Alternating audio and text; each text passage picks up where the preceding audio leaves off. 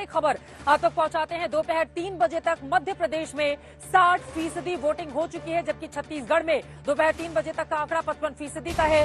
शहरी इलाकों में मध्य प्रदेश में कम वोटिंग देखी जा रही है, जबकि ग्रामीण इलाकों में बढ़ चढ़कर मतदाता इस वक्त निकल रहे हैं और अपने उम्मीदवारों का फैसला कर रहे हैं। जबरदस्त तरीके से महिला वोटर्स अपने घरों से निकलकर, और आपको बता दें थोड़ा ही सही लेकिन पुरुषों के मुकाबले महिलाओं का वोटिंग प्रतिशत अभी तक के जो आंकड़े निकलकर सामने आए हैं उसमें ज्यादा देखा जा रहा है। इस सब के बीच नेताओं के अपने अपने दावे शुरू हो चुके हैं। मुख्यमंत्री शिवराज सिंह चौहान की ओर से कहा जा रहा है कि बीजेपी प्रचंड बहुमत से सरकार बनाएगी और पार्टी मुझे जो भी जिम्मेदारी देगी उसको निभाने के लिए मैं तैयार हूं। जिस ग्वालियर में मेरी मौजूदगी है, ज्योतिरादित्य सिंधिया सामने आते हैं और वो बोलते हैं कि मैं तो सीएम की रेस में नहीं हूं। उधर कांग्रेस पार्टी के दिग्गज नेता कमलनाथ जो छिंदवाड़ा से दोबारा विधानसभा में अपनी चुनावी किस्मत को लेकर मैदान में उतरे हैं, उनकी ओर से कहा गया है कि कांग्रेस की ही सरकार बन रही है। महंगाई, भ्रष्टाचार, बेरोजगारी के मुद्दे पर शिवराज सरकार अब जा रही है। नेताओं के अपने अपने दावे, अपने अपने वादे, लेकिन किसका होगा राज तिलक?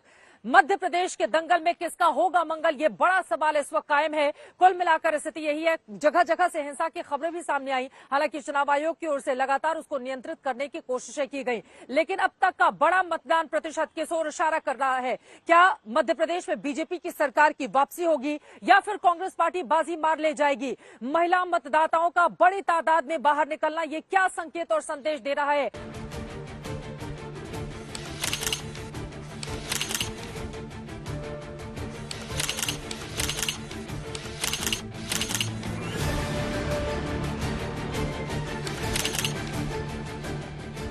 दो राज्य 300 सीटों के लिए फाइनल दंगल हुआ तो वीआईपी नेताओं की टोली सबसे पहले वोट डालने निकली। सुबह 10 बजे तक ज्यादातर नेताओं ने वोटिंग कर ली थी और जब जनता वोट डालने निकलने लगी तो नेताओं के बीच की तलखी जमीन पर दिखने लगी। नहीं भैया, नहीं जा सकते। इधर कमलनाथ के बेटे नकुलनाथ को बूथ पर जाने से रोका गया तो उधर बीजेपी के प्रदेश अध्यक्ष अरुण साहब को भी बूथ पर जाने से रोक दिया गया। नेताओं के बीच तो रोका टोकी तक ही बात रही। कार्यकर्ताओं में लाठियों से लेकर बंदूकें तक चल गई। इंदौर में बीजेपी और कांग्रेस समर्थकों के बीच लात घूंसे चले तो मुरैना में पत्थर से लेकर हवाई फायरिंग तक हो गई। भिंड में भी पथराव हुआ। हर जगह पुलिस को संयम से काम लेते हुए विवाद निपटाना पड़ा। मतदान के बीच उम्मीदवारों पर भी हमले हुए। कहीं बीजेपी तो कहीं कांग्रेस के उम्मीदवार के काफिले पर पथराव हुआ। राजनगर सीट के उम्मीदवार तो मतदाताओं के बीच कैमरा देखते ही रो पड़े। लेकिन इन सब के बीच मतदान के दिन मध्य प्रदेश से 3 बड़े बयान सामने आए। मैंने पहले से ही कहा है, मैं सीएम के रेस में नहीं हूँ। अगले मुख्यमंत्री, भावी मुख्यमंत्री भी शिवराज सिंह चौहान ही भाजपा की तरफ से होंगे। जनता पार्टी तय करेगी, जनता और पार्टी। ये देखिए, नरोत्तम मिश्रा खुद जीत ले पहले, तब वो पाकिस्तान की बात करें। मध्य प्रदेश में कौन जीत रहा है ये फैसला ईवीएम में कैद हो चुका है। लेकिन मध्य प्रदेश के अलावा छत्तीसगढ़ में भी दूसरे चरण में बची हुई 70 सीटों पर वोटिंग हुई। यहाँ भी सीएम भूपेश बघेल से लेकर डिप्टी सीएम टीएस सिंहदेव तक सारे नेता सुबह सुबह पूजा पाठ के साथ वोट डालने पहुंचे। वोटिंग का रुझान देखकर सीएम भूपेश बघेल गदगद नजर आ रहे थे और deputy CM T S Singhdeo Baghel को ही अपना कप्तान बता रहे हैं और उनके बेटे सीएम पद पर अपने पिता की दावेदारी ठोक रहे हैं। यहाँ मामला एक तरफा है, किसी लड़ाई उड़ाई नहीं है। भूपेश बघेल आपके कप्तान है, वो हटाएगा क्या? तो कप्तान नहीं। आज सिटिंग सीएम है एंड उनकी टीम है, उनके वाइस कैप्टन है एंड पहले कोहली भी कैप्टन थे, फिर रोहित भी वाइस कैप्टन थे। वो चेंज हुआ, होता रहता है, everything happens. I think he is the most deserving. फिलहाल छत्तीसगढ़ की सत्ता का फैसला भी ईवीएम में दर्ज है। अब 3 दिसंबर का इंतजार है जब पता चलेगा कि सत्ता के सेमीफाइनल में चले दंगल का विजेता कौन है। आज अभी तक का बड़ा अपडेट अपने दर्शकों को हम पहुंचाते हैं। आपको बता दें, शाम 5 बजे तक छत्तीसगढ़ में मतदान खत्म हो चला है। शाम 5 बजे तक ये समय निर्धारित किया गया था। सुबह 8 बजे से लेकर शाम 5 बजे तक मतदान छत्तीसगढ़ में दूसरे चरण की 70 सीटों पर खत्म हो चला है। आपको ये भी बताते चले, पहला अपडेट यही है, 5 बजे छत्तीसगढ़ में वोटिंग बंद हो गई है और 1 घंटे के बाद 6 बजे मध्य प्रदेश में भी मतदान खत्म हो जाएगा। दूसरी बड़ी खबर यह है कि पिछले बार के मुकाबले इस बार दोपहर 3 बजे तक एमपी में और खासकर भोपाल में, आपको बताते चले, भोपाल में कम मतदान की खबरें निकलकर सामने आ रही है, जबकि वहीं से सटा हुआ है बुधनी इलाका, मुख्यमंत्री का इलाका है, वहां से वो चुनावी मैदान में है। 67% वहां पर वोटिंग हुई है, लेकिन भोपाल में जो मतदाता है वो अपने घरों से बाहर उस तरीके से नहीं निकला है। तीसरी खबर छत्तीसगढ़ की है, जहां चुनावी नतीजों को लेकर आश्वस्त दिख रहे सीएम भूपेश बघेल की कुर्सी को डिप्टी सीएम टीएस सिंहदेव के परिवार की ओर से चुनौती मिलने लगी है। टीएस सिंहदेव ने तो कुछ नहीं कहा, लेकिन उनके बेटे और बहू ने सीएम पद पर अपने पिता के लिए दावेदारी ठोक दी है।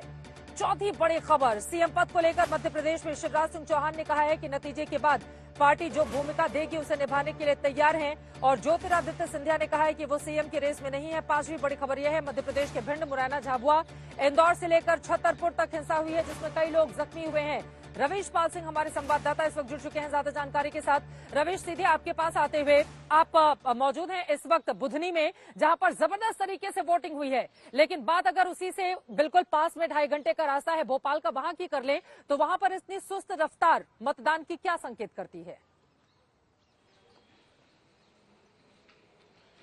देखिए चित्रा, ये वाकई डिकोड कर पाना थोड़ा मुश्किल है कि आखिरकार वजह क्या है, क्योंकि राजधानी है ये मध्य प्रदेश की और यहाँ पे बड़ी संख्या में जिस जगह पे कम मतदान हो रहा है, यहाँ पे ज्यादातर ये पूरा शहरी क्षेत्र है। भोपाल में जो 7 विधानसभा सीटें, उनमें से 6 तो शहरी क्षेत्र की विधानसभा सीटें हैं, सिवाय बैरसिया के। और आप देखिए भोपाल से करीब 1.5 घंटे की दूरी पे बुधनी विधानसभा है, जो ज्यादातर ग्रामीण क्षेत्र है। वहां पर 66% मतदान हुआ है 3 बजे तक। भोपाल में 45% हुआ है। लेकिन यहां पे भी गौर करने लायक बात यह है कि इसी भोपाल के ग्रामीण क्षेत्र वाली जो सीट है बैरसिया, वहां पर 52% मतदान हुआ है। यानी ये इतना तो तय है कि ग्रामीण क्षेत्रों में फिलहाल लोग ज्यादा निकल रहे हैं मतदान करने के लिए बनिस्पत शहरी क्षेत्र के। क्योंकि अगर हम सीहोर जिले की भी बात करें तो सीहोर शहर में वजह क्या है? देखिए, सबसे ज्यादा शिकायतें अगर सरकार की किसी से होती है तो वो शहरी मतदाता होते हैं। वो वोकल होते हैं, खुलकर जो भी दिल में होता है उसका इजहार करते हैं। लेकिन जब वोट डालने की बारी आती है तो फिर आप सोचिए 66-67% बुधनी में है और भोपाल आते आते वो प्रतिशत इतना ज्यादा डिप हो जाता है।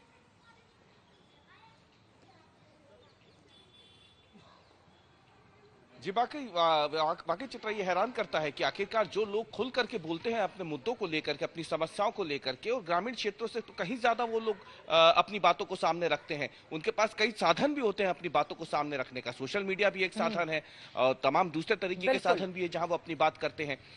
लोगों के पास, नेताओं के पास अप्रोच के हिसाब से भी देखा जाए तो उनकी पहुंच ज्यादा बेहतर होती है बनिस्पत ग्रामीण क्षेत्रों के।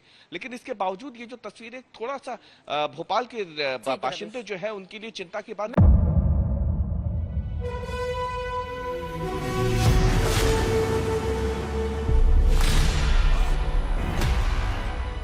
मुद्दों का मैदान, जिम्मेदारी तर्कों पर घमासान। क्या बताना चाहते हैं इस देश को? किससे किसकी ठनी, किसने दी किसे पटखनी, क्या सच है जिसको छिपाने की कोशिश? खबरों की दुनिया का सबसे बड़ा अखाड़ा दंगल देखे मेरे यानी चित्रा त्रिपाठी के साथ रोज शाम 5 बजे सिर्फ आज तक पर।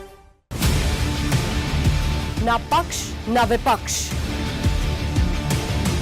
ना लेफ्ट ना राइट, ना मिर्च ना मसाला, खबरों का बोलबाला, निडर निर्भीक सबसे सटीक स्पेशल रिपोर्ट सिर्फ आज तक पर। एयर रेड के ये सायरन समय समय पर आपको सुनाई देते। शौर्य की, भारत और चीन के बीच साहस की, सभी बाढ़ग्रस्त इलाकों का हवाई सर्वेक्षण किया है। सरोकार की, गाजीपुर में किसान से बातचीत करें। संघर्ष की, कश्मीर को आगे बढ़ना होगा। संयम की, भावनाएं भड़की या दंगे भड़काए गए, सवालों की, जनता के लिए, जनता के द्वारा, जनता की दस्तक। श्वेता सिंह के साथ सिर्फ आज तक पर।